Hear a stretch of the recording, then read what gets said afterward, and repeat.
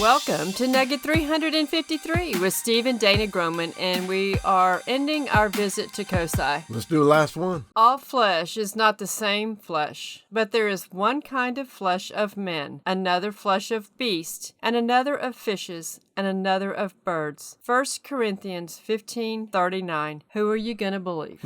All flesh is different, huh? That means The beasts and the birds are not the same. no matter how many times they say it or repeat it or how many displays they have. They still can't come one from the other. No, if it contradicts the Word of God, it just cannot be so. Right. And if you wonder why we just harp on this, it's because they harp on it. They present it so... Matter of fact. Yeah, matter of fact, that's a good way to put it. And it's in the textbooks. People are just bombarded with it, and we want to just do our little part to point out it's not right. No. It's not biblical. Feathers. Big, bad, and feathered. This animal weighed 1.5 tons and was a fearsome predator like its relative T-Rex. It also sported a shaggy coat of filaments called protofeathers. Birds are the only animals alive today with feathers, but 150 million years ago, it was a different story. Yeah, like they really know that. Early birds had feathers, but so did many other dinosaurs of all shapes and sizes. One reason? Feathers are one of the most useful body coverings that ever evolved. I think God gave birds, that's why they fly. He gave them feathers. They had a couple of videos running, and I caught this one picture of this dinosaur that they've come up with. I'm not sure of the sentence structure. More primitive theropod dinosaurs. They have just this single kind of what we call type 1 feathers.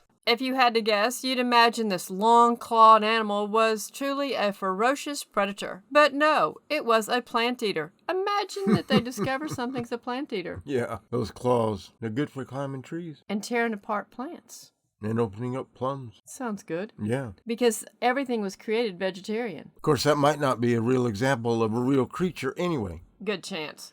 But no, it was a plant eater. You are looking at Therizinosaur. That's a group of feathered theropods famous for their claw size. Biaposaurus also had hollow bones and feathers. Traits that originate in the theropod dinosaurs, but are today found in birds. Presented like they know exactly what they're talking about. Yeah. It's just a lot easier that birds are birds, That's reptiles right. are reptiles. Beasts are beasts. Caught this video. However, I think that the general idea amongst paleontologists these days, get that general idea, is that feathers originally evolved as a thermal blanket. Yeah, they believe a lot of things, and then they teach it as a fact. Distant relative of birds. Unless this species was discovered, feathers had been identified in just one branch of the dinosaur family tree, the theropods, which include T-Rex as well as birds. Tiunalong is an ornithischian, the branch that includes Stegosaurus and Triceratops. This discovery suggests proto-feathers were present in the ancestors of all dinosaurs and probably pterosaurs as well. You know, they recently said that T-Rex was feather covered. That's nonsense, number one, but let's suppose he was. That means everybody's depiction of T-Rex would be wrong? Good point. It just makes no sense. So who are you going to believe? Might want to go back to the Bible and believe it. You should go back to the Bible and believe it, because this is just an example of them making something up new. And just discount what they said before and just let it go. Will the real T-Rex please stand up? Not quite flight. This early, almost bird, named Anchiornis, appears right on the cusp of flight. Its feathered proto-wings couldn't have kept it aloft for long, but they might have provided enough lift to help this feathered dinosaur leap to safety, pounce on prey, or parachute down from heights, or flap and run up steep slopes, as shown here. Whatever the function of these early wings, they represent one of the last evolutionary stages before true modern flight evolved. They're wanting and needing transitional fossils because they know there isn't such thing, so they're having to try to develop this scenario. Not quite flight. They would have said the same thing if they found a hummingbird or a bumblebee in only the fossil record. They say that those wings can't fly with them.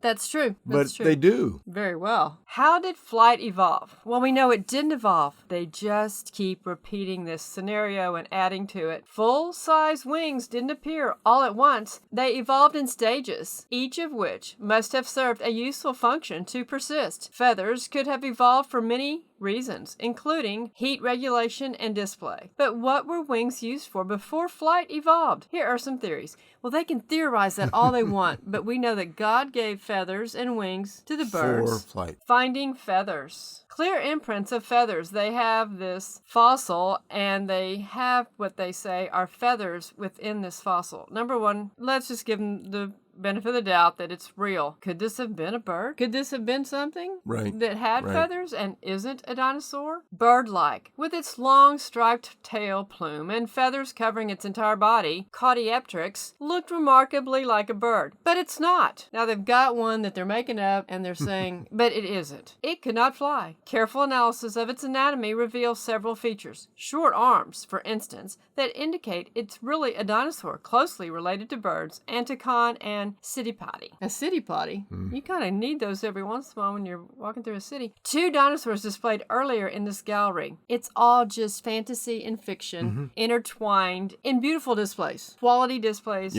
done. Make people believe it. It's not scriptural. It's not the truth. Back in Nugget 352, we mentioned they had talked about how they were going to have this meter and show whether something was more closely related to a bird or a dinosaur. And here you can see that depiction showing that this red golden pheasant is close to a modern bird because it is a modern bird. But here is the connection that they're trying to make to justify their scenario. This beautiful bird can fly, but it usually walks on the ground, taking to the air only when disturbed. The first birds evolved from dinosaurs smaller than this pheasant, and there's a good reason. Light is right for flight. Large birds evolved only after flight became much more efficient. All right, I thought this T-Rex had feathers. Aren't T-Rex one of the biggest dinosaurs? Yeah, biggest, baddest, meanest. But there's a lot of evolving going on in that there's a whole lot. Statement right there. I just don't see that they're being consistent, even though I think they are. Our point is be careful when you go to these museums. The displays, the fossils are cool. If they're legitimate fossils, they are beautiful. The placards and what they're saying is only from one worldview, the evolutionary worldview. Let's get small. Birds evolved from theropod dinosaurs. Stated just as a matter of fact as you can get. The group that includes tyrannosaurs. Millions of years before birds appeared, many theropods evolved to become much smaller than T-Rex. Otherwise, they might never have flown. Small animals have a much easier time becoming airborne. It's almost like reading a kid's book, isn't it? Well, unfortunately, this is in kids' books. Yeah. And that's how the indoctrination starts. Wings. Spreading their wings. Wings capable of supporting true powered flight evolved in 3 vertebrate groups: birds, bats, and pterosaurs. All have light, flexible wings that can support the animal's weight in the air. But the 3 groups solved the problem of flight in very different ways. I think God gave them 3 different ways. I know he did.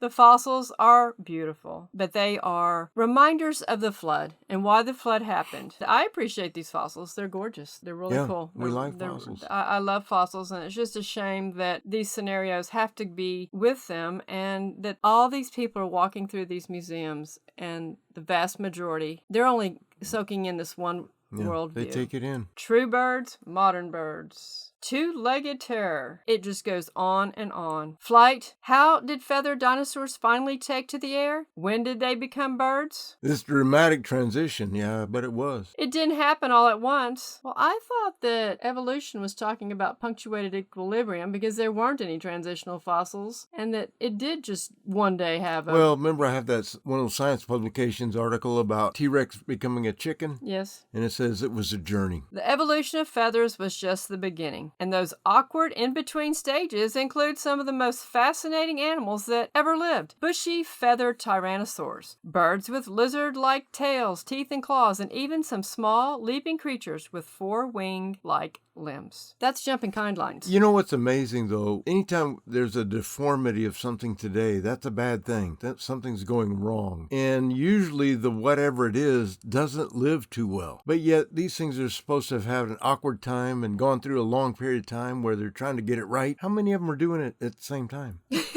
Not sure. The answer used to be simple. Yeah, and it still is. Birds are birds. Reptiles are reptiles. Real simple. Real simple. Birds were the only animals with feathers. Then fossils proved that some non-bird dinosaurs had feathers before birds existed. There's no checklist for defining a bird. Many bird-like features and behaviors appear in other animals or don't appear in some birds. Today, most scientists don't define birds by features. How sad. But by shared ancestry and evolutionary relationships, as illustrated on this family tree or cladogram. That's wild, isn't it? Well, it's just sad. It is. And I know you've mentioned that the classification system that they come up with, they know they're not right. They're not settled on it. And this is part of an example of that. But we need to stick to what saith the Lord. Absolutely. Well, if you appreciate these videos, you can partner with us on a monthly or one-time basis. The links are in the description below. If you appreciate our content, tell others and repost on your social platforms.